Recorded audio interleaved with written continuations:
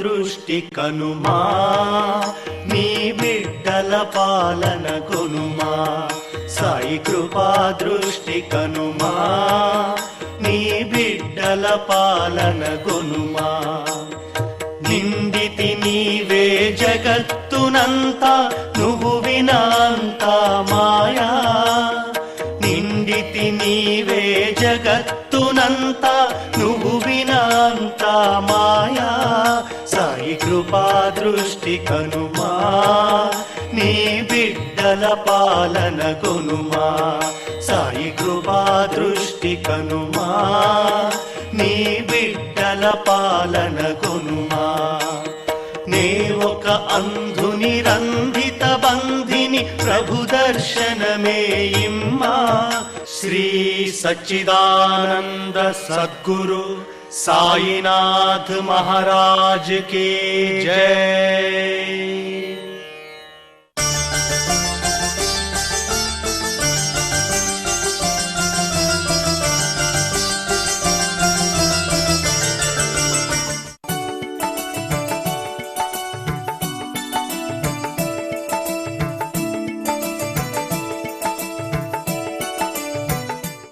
పరబ్రహ్మస్వరూపమైన సాయిబాబా భక్తులకందరికీ నమస్కారం. సచ్చరిత్రలో 41వ అధ్యాయాన్ని మనం పారాయణం చేస్తున్నాం. అలీ అహ్మద్ అనేటువంటి వ్యక్తి సాయిబాబా ఫోటోను ముంబైలో వీధిలో ఎవరో అమ్ముతూ ఉంటే కొన్నారు. చాలా ఆకర్షణీయంగా ఉండిందట. ఆయనకు ఆ రకంగా ఎవరైనా ఫకీర్లుగా అలా మహానుభావులుగా కనిపిస్తే కొనే అలవాటు ఉందట అలీ అహ్మద్కు. అలా కొన్నాడట. దానికి ఒక ఫ్రేమ్ కట్టించాడట. బాంద్రాలో ఆయన ఇంట్లో గోడకట్లా వేలాడగడుతూ ఉండేవాడట. అలా చూస్తూ ఉంటే ఆ ఫోటో ఆయనకి, అలీ అహ్మద్కి ఎందుకో ఆయన మీద ఒక రకమైనటువంటి ప్రేమ భక్తి కలిగిందట. చాలా ఆ రకంగా ఆయన అట్లా చూస్తూ ఉన్నటువంటి ఆ ఫోటో తర్వాత కొన్నాళ్ళకి ఏమైందంటే ఈయనకి కాలు మీద ఒక పుండు లాంటిది, కురుపు లాంటిది లేచిందటండి ఈ అలీ అహ్మద్కి. లేచి ఆ బాధ తట్టుకోలేకపోయాడట. తర్వాత వాళ్ళ బావమరిది అయినటువంటి నూర్ అహ్మద్ ఇంటికి వెళ్ళాడు. నూర్ అహ్మద్ ఇంట్లోనే 3 నెలలు ఉన్నాడటండి. ఈ 3 నెలల్లో జరిగింది ఏమిటంటే, ఆయన ఇంట్లో, ఈ అలీ అహ్మద్ అనేటువంటి ఇంట్లో సాయిబాబా ఫోటోతో సహా ఇంకా కొంతమంది ఫోటోలు కూడా ఉండేవట. అవి అబ్దుల్ రెహమాన్ బాబా ఫోటో, మౌలానా సాహెబ్ ఫోటో, అలాగే మహమ్మద్ హుసేన్ సాహబ్ ఫోటో, అలాగే తాజుద్దీన్ బాబా ఫోటో, ఈ సాయిబాబా ఫోటోతో సహా ఉండేవట. ఏం జరిగిందని ఇక్కడ 41వ అధ్యాయంలో హేమాత్మని చెప్తున్నారు. ఈయనకు బావమరిదైనటువంటి ఆ నూర్ అహ్మద్ అనేటువంటి అతనికి ఒక గురువు గారు ఉన్నారు. ఆయన పేరు అబ్దుల్ రెహమాన్ బాబా. ఈయనకి ఈ నూర్ అహ్మద్ అనేటువంటి బావమరిదికి ఒక హాబీ, అంటే ఒక అలవాటు ఏంటంటే, ఎక్కడైనా ఫకీర్లు పెద్దవాళ్ళు ఎవరైనా కాస్త మహాత్ములు గొప్పవాళ్ళుగా కనిపిస్తే వాళ్ళ ఫోటోలన్నీ తీసి అందరికీ పంచిపెట్టేవాడట. అదొకట ఆయనకు వాళ్ళకి అలవాటట. ఆయన ఏం చేశాడంటే, ఎవరెవరి ఫోటోలో నేను అందరికీ పంచుతున్నాను కదా అని వాళ్ళ గురువుగారైనటువంటి అబ్దుల్ రెహమాన్ బాబా ఫోటో కూడా తీశాడట. ఏదో సందర్భంలో తీసి చేసింది ఏంటంటే, ఈ అబ్దుల్ రెహమాన్ బాబాకే ఇచ్చాడట. ఒక రోజున వెళ్ళి ఆయనకే ఇచ్చాడట. ఇస్తే ఆ అబ్దుల్ రెహమాన్ బాబా ఈ నూర్ అహ్మద్ గారికి గురువు. ఆయన ఏం చేశాడంటే, ఆ ఫోటో చూడంగానే ఒక్కసారిగా పెద్దగా అరిచేశాడట. అరిచి చించేశాడట. ఆ ఫోటో చాలా కోపం వచ్చిందట. తిట్టాడట ఈ నూర్ అహ్మద్ను. అప్పుడు అర్థం చేసుకున్నాడు, అంటే ఈ రకంగా ఫోటోలు అందరికి ఇవ్వడం ఇది చాలా తప్పు, అలా చెయ్యవద్దు అని నా గురువు నాకు చెప్పాడు అని నేను చేసిన పొరపాటుకు ఆ పొరపాటును దిద్దుకోవాలని ఈయన ఏం చేశాడట, ఈయన ఎవరెవరి ఇండ్లకు పంపించాడు అంటే అనేక మంది ఫోటోలు చాలామందికి పంపించాడండి వాళ్ళ ఇండ్లలో పెట్టుకోమని ఈ నూర్ అహ్మద్. ఇక వెంటనే ఏం చేశాడు, ఆయన ఫోటోనే అలా చించేశాడు కదా, ఇంకా వేరే వాళ్ళ ఫోటోలు నేను ఈ రకంగా పంచడం ఎందుకని ఈ నూర్ అహ్మద్ అదే ఆ అలీ అహ్మద్ యొక్క బావమరిది ఏం చేశాడంటే అందరి ఇండ్లలో ఎవరెవరికైతే ఇచ్చారో అందరి ఇండ్లకు పంపించి ఆ ఫోటోలు అన్నీ తెప్పించి వాటిని సముద్రంలో కలిపిచ్చేసాడండి. ఇక ఎవ్వరి దగ్గర ఉండకూడదు అని అనుకున్నాట. అలా 3 నెలల పాటు ఈ అలీ అహ్మద్ వాళ్ళ ఇంట్లో, ఎవరింట్లో, బావమరిది ఇంట్లో ఉన్నప్పుడు ఆ బావమరిది ఆ నూర్ అహ్మద్ అనేటువంటి ఆయన వీళ్ళ ఇంటికి కూడా పంపించాడు. వాళ్ళ ఇంటికి తాళం వేసింది, వాళ్ళ ఇంటికి కూడా పంపించి వాళ్ళ ఇంట్లో ఉండేటువంటి ఫోటోలు కూడా అన్నీ తెప్పించేశాట.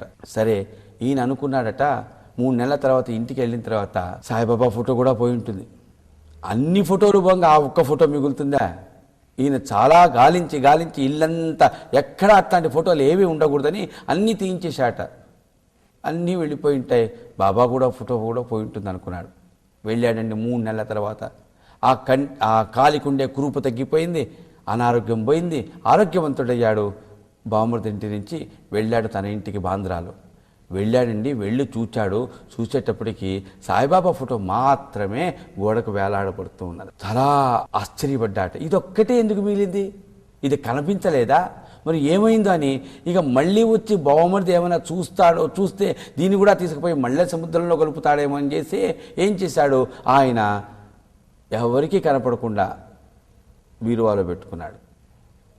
ఎప్పుడన్నా ఆయనకు మనసు కాస్త ఆనందం కాస్త అలా అనిపిస్తే అప్పుడు ఆ బీరువా తీసి ఆ ఫోటోను చూసి ఆనందపడేవాడట. అంతే. ఇలా ఎన్ని సంవత్సరాలు జరిగిందండి? 9 ఏళ్ళటండి. 9 ఏళ్ల తర్వాత ఆ నూర్ అహ్మద్ అనేటువంటి ఆ బావమరిది ఒకసారి వీళ్ళ ఇంటికి వచ్చినప్పుడు ఆ బీరువా తీసినప్పుడు ఆ సాయిబాబా ఫోటోను ఆ బావమరిది చూశాడు. అయిపోయింది. ఏమిటి ఫోటో నీ దగ్గర ఉంది అని అడిగాట. అయ్యా, నువ్వు చేసిన పని తెలుసు కదా, అన్ని ఫోటోలు తీసేసావు, ఈ ఒక్క ఫోటో మాత్రం వేలాడబడుతుంటే, ఈ సాయిబాబా ఫోటో వేలాడబడుతుంటే నేను వచ్చి చూసిన తర్వాత నాకు చాలా ఆశ్చర్యం వేసింది. రే, వదిలిపెట్టు ఈ ఒక్క ఫోటోను అన్నాట. లేదు లేదు, నేను ఒప్పుకోను. నువ్వు వదిలిపెట్టు అన్నావు కాబట్టి ఒక్కటే అవకాశం, నా గురువు అయినటువంటి అబ్దుల్ రెహమాన్ బాబా దగ్గరికి వెళదాం, ఈ ఫోటోను ఆయనకి ఇద్దాం, ఆయన ఏం చెప్తా చేద్దాం అన్నాడట. ఏ రోజున? హోళీ పండగ రోజున. చూడండి కార్యకారణ సంబంధాలు ఎలా ఉంటాయో. హోళీ పండగ రోజున ఈ అబ్దుల్ రెహమాన్ బాబా దగ్గరికి ఈ నూర్ అహ్మద్ అలాగే వాళ్ళ బావగారైనటువంటి అలీ అహ్మద్ ఇద్దరు వెళ్ళారండి. మధ్యాహ్నం అయింది. ఈ సాయిబాబా ఫోటోను వాళ్ళ గురువు గారికి అబ్దుల్ రెహమాన్ బాబాకి ఇచ్చారు. ఆయన ఫోటోను ఆయనకి ఇస్తేనే చించవతల పడేశాడు కదా. మరి ఈ ఫోటో ఇస్తే ఏం చేస్తాడో ఏం చెప్తాడో వీళ్ళకు తెలియదు. ఫోటోని ఇచ్చారటండి సాయిబాబా ఫోటో. ఇవ్వంగానే నూర్ అహ్మద్కు ఆ ఫోటో ఇచ్చి చెప్పాడట హోళీ పండగ రోజున ఏమని, వెంటనే ఈ ఫోటోను తీసుకొని వెళ్ళి ఎవరైతే ఈ ఫోటోను పూజిస్తారో వాళ్ళ ఇంట్లో ఇచ్చేసేపండి అన్నాడట. చించేయలేదు, పారేయమని చెప్పలేదు, నీళ్ళలో కలపమని చెప్పలేదు. వెంటనే ఈ ఫోటోను ఎవరు ఈ ఫోటోను పూజిస్తారో వాళ్ళ ఇంట్లో తీసుకొని ఇచ్చేసేయండి అని హోళీ పండగ రోజున చెప్పాడట ఆ గురువుగారైనటువంటి రెహమాన్ బాబా. ఎవరబ్బా ఈ ఫోటోను పూజ చేయగలిగేది? చూస్తేనేమో ఈ రకంగా ఉన్నాడే సాయిబాబా, మరి ఈ ఫోటోను పూజించే వాళ్ళకి ఇవ్వమని చెప్పాడే ఎవరు? ఈ రోజుల్లో అంటే కోట్ల మంది ఉన్నారండి, మనమేమి సందేహపడనక్కర్లే. కానీ ఆ రోజుల్లో ఇది ఎప్పుడు జరిగింది? 1917లో. ఆ రోజుల్లో మరి బాబాను పూజించే వాళ్ళు చాలా తక్కువ సంఖ్యలో.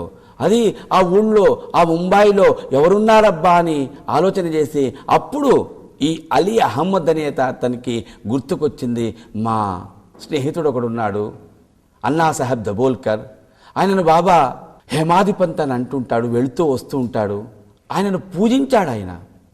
ఎవరిని? సాయిబాబాను. కాబట్టి ఈ ఫోటోను వెంటనే తీసుకుని వెళ్ళి ఇచ్చేద్దాం ఆయనకి అనుకున్నాడండి. ఏ రోజున? హోళీ పండగ రోజునే. చూడండి ఎంత చక్కగా ఈ కథను మనం వింటుంటే ఎంత ఆశ్చర్యం వేస్తుందో ఒక్కసారి గమనించండి. ఈ రకంగా ఆ అలీ అహ్మద్ ఈ నూర్ అహ్మద్ ఇద్దరు కలిసి వచ్చారు. మధ్యాహ్నం ఆ ఫోటో తీసుకొని వెంటనే ఇవ్వమన్నాడు వాళ్ళ గురువుగారు. అందుకని వెంటనే వచ్చారు. ఎప్పుడు? మధ్యాహ్నం. అప్పుడు తలుపు తట్టారు. వీళ్ళు భోజనం చేస్తున్నారు. హేమాధిపంత్ అడిగారు, మీరు గత అధ్యాయంలో విన్నారు, ఏమిట్రా ఇప్పుడు వచ్చి ఇచ్చావు ఈ ఫోటో, నీకెవరిచ్చారు ఈ ఫోటో, ఎందుకు ఇప్పుడే తీసుకొచ్చి ఇచ్చాడు అని అడిగితే, చూడండి ఈయనకు మనసులో ఉంది బాబా వస్తాడు అని, బాబా వచ్చాడు ఈ రూపంలో అని ఆ ఫోటోకు నివేదన చేశాడు హోలీ పండుగ రోజున. కానీ హోలీ పండుగ రోజున ఆ మధ్యాహ్నమే వెంటనే ఆ రకంగా వాళ్ళిద్దరూ కలిసి వచ్చి వాళ్ళ గురువుగారు చెప్పారని తీసుకుని రావాల్సినంత అవసరం ఏమిటండి?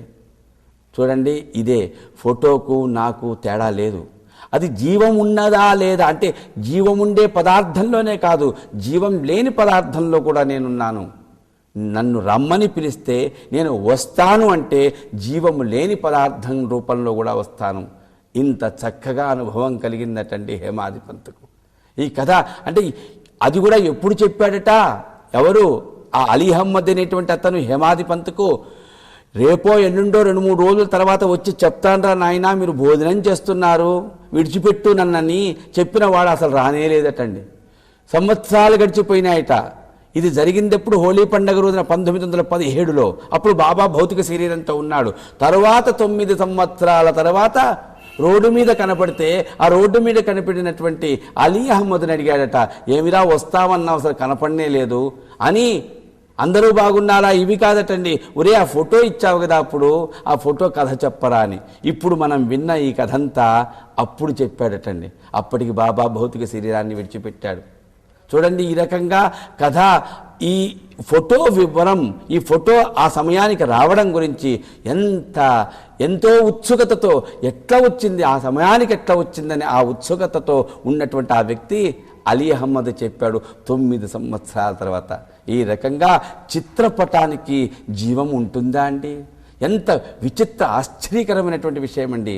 ఈ రకంగా ఈ 41వ అధ్యాయంలో ఆ చిత్రపటం యొక్క వృత్తాంతం అంటే ఆ చరిత్ర అంతా కూడా హేమాది పంత్ చెప్పి ఆ తర్వాత ఒక కథను చెప్తున్నారు.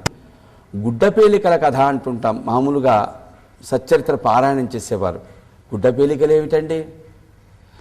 బివి దేవ్ అనేటువంటి వ్యక్తి బాబా భక్తుడండి.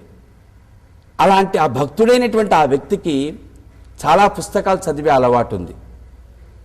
ఆ చదివే పుస్తకాలన్నింటినీ చదువుతాడట. కానీ ఆయనకి ఎప్పుడైనా జ్ఞానేశ్వరి అనేటువంటి పుస్తకం చదవడానికి కాస్త ప్రయత్నం చేస్తే వెంటనే అతనికి ఏదో విగ్రహం కలిగేదట, మనస్సులో ఒక రకమైనటువంటి అశాంతి కలిగేదట. అలాంటి ఆ వ్యక్తి షిరిడీలో జోగు గారికి చెప్పాడు, ఎందుకో ఆ జ్ఞానేశ్వరి చదువుతుంటే నాకు విఘ్నం కలుగుతున్నది, మనసులో అశాంతి కలుగుతున్నది అని చెప్పి ఆ రకంగా తన బాధతో చెప్తే అప్పుడు జోగ్ అన్నారట, మీరు బాబాకే చెప్పండి, బాబాకే చెప్పండి అని చెప్పి జోగ్ అన్నాడట. బాబాకు ఒక జ్ఞానేశ్వరి పుస్తకం ఇవ్వండి, ఇచ్చి అది మీరు తీసుకోండి, అది ఆశీర్వచనం అవుతుంది, అప్పుడు మీకు హాయిగా ఎలాంటి ఇబ్బంది లేకుండా జ్ఞానేశ్వరి చదవచ్చు అన్నారట. బీబీదేవ్ అన్నాడట, ఏం బాబాకు తెలియదా? బాబాకు పుస్తకం తీసుకోపోయి ఇస్తేనే అది ఆశీర్వచనంగా మనం తీసుకోవాలా? బాబాకు తెలియదా నేను జ్ఞానేశ్వరి చదవడానికి ఇబ్బంది పడుతున్నాను అని తెలియదా అన్నాడటండి. భక్తులకు రకరకాలైనటువంటి మనస్తత్వాలు ఉంటాయండి. ఈ రకంగా అదొక రకమైనటువంటి అహంకారంతో బాబాకు తెలియదా నేను చెప్పాలా అని అన్నారట. సరే, బాబానే నమ్ముకున్నాడు. 3 రోజులు షిరిడీలో ఉన్నప్పుడు ఓ రోజు బాబా దగ్గరికి వచ్చాడు. మొత్తం ఆ 3 పూటలలో అంటే ఆ 3 రోజులలో 3 పూటలలో బాబా అడిగితే 72 రూపాయలు దక్షిణ ఇచ్చాడటండి బీవీదేవ్. పక్కనే కూర్చోమన్నారట బాబా, కానీ కూర్చునేవాడు కాదట బీవీదేవ్. వెళ్ళి ఎదురుగా కూర్చునేవాడట ఎక్కడో దూరంగా. ఎందుకురా ముసలివాడ ఇక్కడ వచ్చి కూర్చోరంటే కూర్చునేవాడు కాదటండి బీవీదేవ్. బాబా అడిగితే దక్షిణ ఇచ్చాడు, కానీ పక్కన కూర్చోమంటే కూర్చోడం లేదు, ఎదురుగా కూర్చునేవాడట. మరి పక్కన కూర్చోమంటే కూర్చోమన్నారు కదా, ఎంత అదృష్టం ఇది. బాబా నాకు జ్ఞానేశ్వరి చదవడానికి కాస్త ఇబ్బంది అవుతుందని అడగొచ్చు కదా, అడగడండి. పక్కన కూర్చోడు, దూరంగా పోయి కూర్చుంటాడు. కొంతమంది మనస్తత్వం అంతే, దూరంగా కూర్చుంటాడు. కూర్చున్నవాడు దూరంగానైనా బాబాను చూస్తూ ఆ రకంగా స్వామి అనుగ్రహించని అడగొచ్చు కదా, అలా అనుకోవచ్చు కదా. కాదండి, బాలక్రామన్ ఒక పిల్లవాడు ఉండేవాడు. అతను ఒక రోజున బాబా ఎదురుగ్గా కూర్చొని చక్కగా ధ్యానం చేస్తున్నాడట. అలా ధ్యానం చేస్తున్న ఆ పిల్లవాడిని అడిగాడట, 12 ఏళ్ల పిల్లవాడిని, ఈ ముసలివాడు ఈ బీవీదేవ్, నీవు ఈ రకంగా చక్కగా ధ్యానం చేస్తున్నావు కదా, నీకెవరు అనుగ్రహించారు ఈ శక్తిని అన్నారట. అప్పుడు ఆ బాలకరామ్ అన్నట, అదిగో ఆయనే, ఆ సాయిబాబాయే ఈ రకంగా నాకు ఈ శక్తిని అనుగ్రహించాడు అనగానే, మరి బీవీ దేవు బాబా నీకు అనుగ్రహించాడా, మరి ముసలివాణ్ణి నా పరిస్థితి ఏమిటి, నేను ధ్యానం చేయలేకపోతున్నానే, మరి బాబానే అడగొచ్చు కదా అని అనుకోవచ్చుగా ఈ బీవీ దేవ్. లేదండి, బాలక్రామ్ను అడిగాడట, నీకు ఆ అనుగ్రహం ఎలా కలిగిందో కాస్త నాకు చెప్పంటే ఆ పిల్లవాడు ఏం చేశాడట, మా ఇంటికి రా రేపు అన్నాడట. చూడండి, నీ ఇంటికి నేను రావడం ఎందుకు, బాబాయ్ పక్కన కూర్చోమంటుంటాడు, మరి ఆయన పక్కనే కూర్చున్నప్పుడు నేను అడగొచ్చులే అని అనుకోవచ్చుగా. ఏం చేశాడు ఈ ముసలివాడు, ఈ బీవీ దేవ్, మొర్నాడు రేపు మధ్యాహ్నం మా ఇంటికి రా అంటే ఆ మధ్యాహ్నం వాళ్ళ ఇంటికి వెళ్ళాడటండి. మధ్యాహ్న హారతి అయిపోయింది. బాబా ఒక పిల్లవాడిని పిలిచి, ఆ బీవీదేవ్ ఎక్కడున్నాడో కాస్త వెతకండి అన్నాడట. బాబా బీవీదేవ్ బాలక్రామ్ ఇంట్లో ఉన్నాడన్నాడు. సరే పిలచకరండి ఆ ముసలివాడిని అన్నారట. తీసుకొచ్చారట. తీసుకొస్తే బాబా దగ్గర కూర్చున్నాడట. కూర్చున్న తర్వాత బాబా అడిగాడట, ఎక్కడికి వెళ్ళావని. బాలక్రామ్ ఇంటికి వెళ్ళాను బాబా. ఎందుకు వెళ్ళావు? బాబా మీరు ధ్యానం ఎలా చెయ్యాలో దాన్ని ఏదో ఆయనకు అనుగ్రహించారు, అనుగ్రహించింది ఎలా అనుగ్రహించారో నాకు చెప్పు అంటే మా ఇంటికి రమ్మన్నాడు, వెళ్ళాను, అడుగుతున్నాను అన్నాడు బీవీదేవ్. అప్పుడు బాబా వెంటనే అన్నాడట, చెప్పాడా? అప్పుడు ఈ బీవీదేవ్ అన్నాడట, లేదు బాబా, చెప్పబోతూ ఉండగా ఇగో వీడొచ్చాడు, మీరు పిలిచారట అందుకని వచ్చేశాడు. ఆ పిల్లవాడు వెళ్ళిపోయాడు, ఎవరైతే పిలుచుకొని వచ్చాడో. బాబా ఒక్కడే కూర్చున్నాడు, ఆ బీవీదేవ్ కూడా పక్కన కూర్చున్నాడు. దేవ్ ఇక్కడ కాస్త వెతుకు, అటు ఇటు కాస్త వెతకవయ్యా. ఏమి వెతకాలి బాబా, ఇక్కడ ఏవో కొన్ని గుడ్డ పేలికలు నేను పెట్టాను రా, కాస్త వెతుకు అన్నాడటండి. వెతికాడట బీవీదేవ్. బాబా ఎక్కడ నాకేం కనిపించడం లేదు బాబా. రే ముసలోడే అయిపోయినవరా, కనిపించడం లేదా నీకు గుడ్డ పేలికలు? లేవు బాబా, నాకు ఎక్కడ గుడ్డ పేలికలు కనిపించడం లేదు. అప్పుడు బాబా అన్నారు, రే ఇంత ముసలితనం వచ్చింది, బట్టనెత్తి వచ్చింది, నెత్తి నెరిసిపోయింది, ఇంత ముసలితనంలో నీకు గుడ్డ పేలికలు దొంగిలించే బుద్ధేం బుద్ధిరా అన్నాడండి బీవీదేవ్. ఒక్కసారిగా బీవీదేవ్కు కాస్త కోపం వచ్చింది. ఏమిటి బాబా, నేను గుడ్డ పేలికలు దొంగిలిస్తానా? ఛా, అవసరం ఏంటి బాబా నాకు, నేను దొంగిలించడం ఏమిటి బాబా? అవునరా, నీవే దొంగిలించావురా గుడ్డ పేలికలు, నువ్వున్నావు నేనున్నాను, ఎవరున్నారు ఇంకా ఎవరు లేరుగా, మరి ఆ గుడ్డ పేలికలు ఏమైనట్టు? బాబా నేను ఆ గుడ్డ పేలికలను చూడలేదు, అసలు దొంగిలించలేదు బా, నాకు సంబంధం లేదు, నాకు తెలియదు బాబా. ఎంత చెప్పినా బాబా తిడుతున్నాడటండి. చివరికి బాబా కొడతాడేమని భయపడి అప్పుడు అక్కడికే వచ్చిన దీక్షితు తీసుకుని వెళ్ళిపోయారట బీవీదేవ్. కాసేపు అయిన తర్వాత మళ్ళీ బీవీదేవును తీసుకొని రండి అన్నారట. బీవీదేవ్ అనుకున్నాడట, బాబా నన్ను తిట్టాడు, నేను దొంగ అని బాబా అన్నారు, నన్ను పట్టుకొని ఇప్పుడు బాబా నన్ను పిలిచింది, నేను పొరపాటుగా అన్నాను రా అని అంటాడేమో అని అనుకుంటూ వచ్చాడండి. వచ్చి కూర్చున్నాడట బీవీదేవ్. బీవీదేవ్తో బాబా అన్నారు, రేయ్ దేవ్ నువ్వు దొంగవేరా అన్నాడు. మళ్ళీ దొంగ అంటాడేంటినా? అవును, గుడ్డ పేలికలు దొంగిలించే దొంగవే నువ్వు. నేను నీకిక్కడ జలతారు శాలువా ఇవ్వదలుచుకున్నా. ఎక్కడా నువ్వు పొందలేనటువంటి ఆ గొప్ప వస్త్రాన్ని నేను నీకు ఇవ్వదలుచుకుంటే నువ్వు చేస్తున్న పని ఎలా ఉందంటే, ఇంత ముసలితనం వచ్చిన గుడ్డ పేలికలు దొంగిలించడం తప్పించ మరేముంది చెప్పు అన్నారు బాబా. ఏమిటి బాబా ఏమంటున్నావు? ఇప్పుడే నేను చెప్తున్నా, మళ్ళీ చెప్తున్నా, నువ్వు గుడ్డ పేలికలు దొంగిలించావా లేదా? ఈ కొద్దిగా అర్థమవుతున్నది బాబా. అర్థమవుతున్నదా ఏమిటి? నేను నీకు ఇక్కడ స్వయంగా నీవు ఏమడదలుచుకున్నావో అట్లాంటిది అడగడానికి అవకాశం ఇచ్చి ఆత్మసాక్షాత్కారం నీకు ఇవ్వాలని నేను ప్రయత్నం చేస్తుంటే నువ్వు పోయి ఆ పిల్లవాడిని అడుగుతున్నావంటే, ముసలితనం వచ్చిన వాణ్ణి వీణ్ణి అడగవలసిన అవసరం ఏమిటి? నేను నీకు చెప్తున్నాను, పక్క కూర్చో, అడుగు నన్నని, కానీ ఆ అవకాశాన్ని నువ్వు వినియోగించుకోవడం లేదు. మరి ఇది గుడ్డ పేలికలు దొంగిలించడం కాదా? నేను నీకు స్వయంగా ఆత్మసాక్షాత్కారాన్ని ఇవ్వగలిగినటువంటి జ్ఞానేశ్వరి బోధించిన విషయాన్ని చెప్పదలుచుకుంటే నువ్వు ఆ పిల్లవాడిని పోయి అడగడం గుడ్డ పేలికలు దొంగిలించడమేరా అన్నారు. అనగానే ఒక్కసారి బాబా ఎంత పొరపాటు చేశాను, నేను నిజంగా దొంగనే బాబా అన్నారట. బాధపడకు, ఇప్పటి నుంచి జ్ఞానేశ్వరిని చదువు అన్నారటండి. ఈ రకంగా బాబా ఆశీర్వదిస్తే ఆ తర్వాత ఆయన జ్ఞానేశ్వరిని చదవడానికి ప్రారంభించాడు. 3 నెలల తర్వాత బాబా విడిచిపెట్టాడండి. చూడండి, చెప్పాడు, ఆయన జ్ఞానేశ్వరిని చదువుతున్నాడా లేదా మళ్ళా కాస్త చెక్ చేస్తున్నాడు. ఇంట్లో కూర్చొని చదువుతున్నాడట బీవీదేవ్. 3 నెలల తర్వాత కలలో కనిపించాడు. ఏం చదువుతున్నావు అని అడిగాడు. బాబా జ్ఞానేశ్వరి చదువుతున్నా. అర్థమవుతున్నదా? లేదు బాబా అన్నాడు. ఎందుకు అర్థం కావడం లేదు? ఏమో బాబా. ఏం లేదు, నీకెందుకు అర్థం కావడం లేదంటే నువ్వు చదివేటప్పుడు నేను ఎదురుగ్గా ఉన్నానని చదవడం లేదు, నువ్వు చదివేటప్పుడు పెద్దగా చదవడం లేదు, నువ్వు చదివేటప్పుడు పక్క వాళ్ళకు చెబుతున్నట్టుగా చదవడం లేదు, నువ్వు చదివేటప్పుడు ఏదైతే చదువుతున్నావో అది నిదానంగా చదవడం లేదు, అందుకే నీకు అది అర్థం కావడం లేదు అన్నారు బాబా.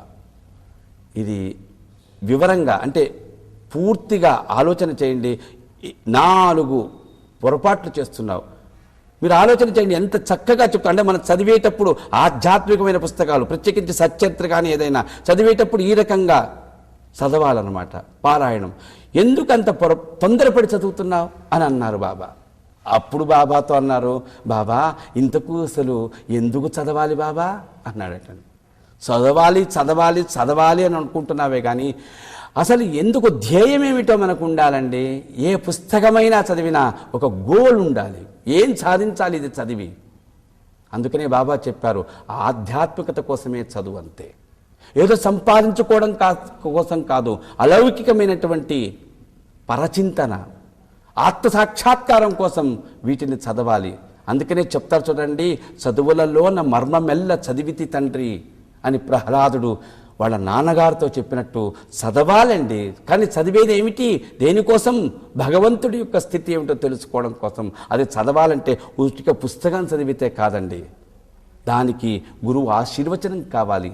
గురువుని ఎదురుగ్గా పెట్టుకొని చదవాలి. చదివేటప్పుడు పెద్ద మనస్సుతో చదవాలి. చదివేటప్పుడు పక్క వాళ్ళకి అందరికీ చెప్పాలి ఈ విషయం అన్నట్టు చదవాలి. చదివేటప్పుడు నిదానంగా చదవాలి. అప్పుడు ఆధ్యాత్మికంగా మనకు ఆత్మసాక్షాత్కారం కలిగే అవకాశం వస్తుంది. గుడ్డ పేలుకలు దొంగిలించావురా అని బాబా ఈ రకంగా ఆయనను బాధ పెట్టాడే కానీ ఆ బాధ పెట్టినటువంటి ఆ బీవీ దేవుకు, బాబా నన్ను బాధ పెట్టావు, నేనేమిటి గుడ్డ పేలికలు దొంగిలించడం ఏమిటి నీ దగ్గర అనుకున్నా. కానీ నాకు ఇప్పుడు అర్థమైంది, ఈ గుడ్డ పేలికలు దొంగిలించడంలో నేనే పొరపాటు చేశాను. నీవు స్వయంగా ఆత్మసాక్షాత్కారాన్ని ఇవ్వగలిగినటువంటి గురువు. అలాంటి నిన్నే నేను అడగడానికి ఏమాత్రం ఆలోచన చేయకుండా ఈ రకంగా ఏదేదో ముసలితనం వచ్చి అట్లా ప్రవర్తించినందుకు చక్కగా బుద్ధి వచ్చేటట్టు నన్ను అనుగ్రహించావు బాబా అని హేమాది పంత్ ఈ 41వ అధ్యాయాన్ని ముగిస్తున్నారు. శ్రీ సచ్చిదానంద సద్గురు సాయినాథ్ మహారాజ్ కీ జై.